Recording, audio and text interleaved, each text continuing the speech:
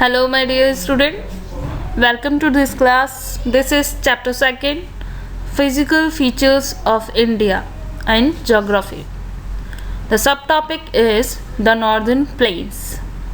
As you know that in previous video I taught you about the major division of the Northern Plains, and now today we are going to discuss about the Northern Plains, which is based on the relief feature. It is divided into four parts based on the relief features. Now let's move to the next slide. Here the Northern Plains can be divided into four regions, which is based on the relief features. The first one is Bhawar, Tarai, Bangar, Khadar. So we discuss one by one. Here the first one is Bhawar. After descending from the mountains, the rivers deposit pebbles in the narrow belt. Bhawar, this kind of region we found at the southern part of the Shivalik range, जहाँ पर मैंने आपको बताया था कि थोड़ी जो हमारे माउंटेन्स रेंज है वो थोड़ी मेजर पार्ट्स में डिवाइड है, ठीक है। तो उसमें से जो लास्ट वन है शिवालिक के जस्ट साउथर्न पार्ट जो होता है उसमें ये बेल्ट होती है, भावर रीजन की बेल्ट होती है। बहुत ज़्यादा जो ऊपर से रिवर्स जो बहते हुए फ्लो करते हुए आती है और आके अपने साथ में पेबल्स, स्टोन्स और बहुत सारे डिपॉजिट सेडिमेंट्स लेकर आती हैं, और वो आके लगभग 8 से 16 किलोमीटर के बीच में एक बेल्ट फॉर्म करती हैं, ठीक है, और जो कि it is just like a parallel to the Shivaliks. And Bhabar is gently sloping course alluvial zone.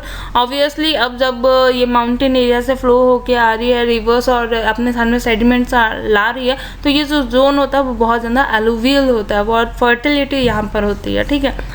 So this region is known as the Bhabar region. The next one is Terai.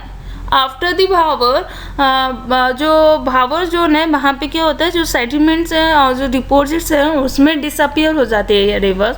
Then just भावर के southern part में, मतलब कि अभी शिवालिक के just नीचे foot hills हम कह सकते हैं, फुट हिल्स पे ये जोन बनता है, कौन सा, भावर जोन बनता है। देन उसके बाद में आता है तराई जोन, ठीक है। तो ये तराई जोन कहाँ पे, the Terai lies towards south of the Bhabar belt, right. So in this region the stream reappear. Bhabar में क्या जो स्ट्रीम्स होती हैं, जो ट्रिब्यूटरीज और जो रिवर्स फ्लो करके आती है माउंटेन एरिया से, वो यहाँ पे भावर रीजन में आकर डिसअपियर हो जाती है।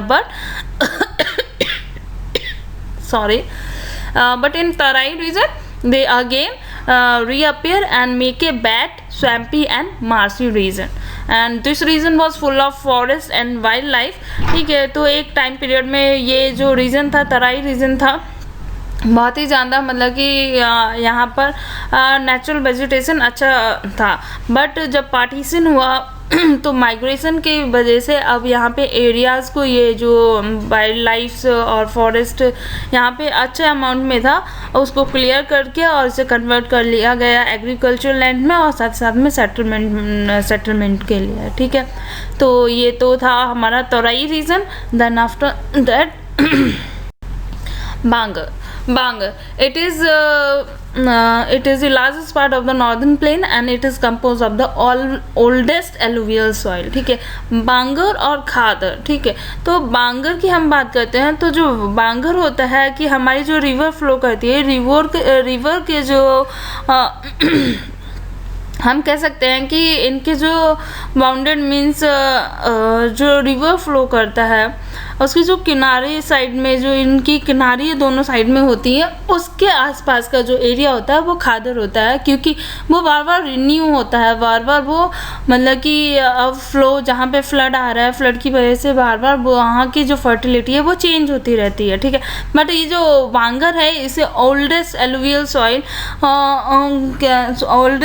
सॉइल होता है, इसलिए क्योंकि इसका फॉर्मेशन काफ़ी लॉन्ग टाइम पीरियड में फ्लड, कभी कहीं पर फ्लड आया हो और उसके बाद में वहाँ के जो सॉइल है और उसमें फर्टिलिटी आने के बाद में, ठीक है, और उसके बाद में ये मतलब कि काफ़ी लॉन्ग टाइम पीरियड के बाद में दोबारा से रिन्यू होता है, बट जो खादर होता है वो बार बार रिन्यू होता रहता है, क्योंकि वो हमारी रिवर एरिया से रिवर के आसपास का क्षेत्र होता है। So they lie above the flood plains, ठीक है, जहाँ पे बाढ़ आता है उस बाढ़ एरिया जो फ्लड एरिया होता है ना, फ्लड एरिया के जस्ट अबव एरियाज में ये होता है। They resemble terraces and the soil of this region is locally known as kankar and is composed of the calcareous deposits, ठीक है। तो ये जो ऐसे बांगर जहाँ पे होता है, बांगर रीजन, तो वहाँ पे इसका ये जो आइडेंटिफिकेशन के लिए होता है कि यहाँ पे कंकर टाइप की जो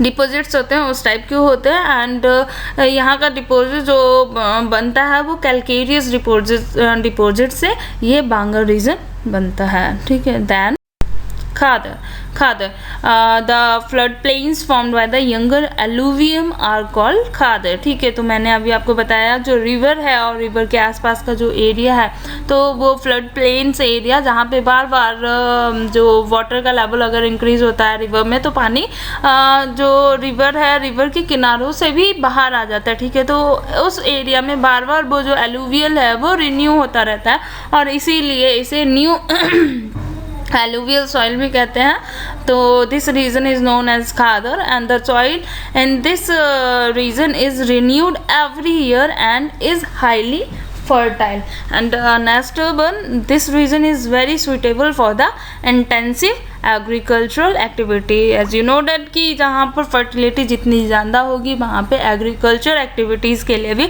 वो एरिया मोस्ट ऑफ सुटेबल होती है, ठीक है। और वहाँ पे population भी काफ़ी dense होती है, ठीक है। So that's all for today. Okay, goodbye. Wait, here is today's homework. Write short notes on the following: Bhavar, Tarai, Bangar and Khadar.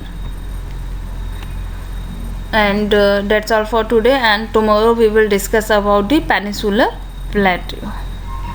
Thank you. Have a good day.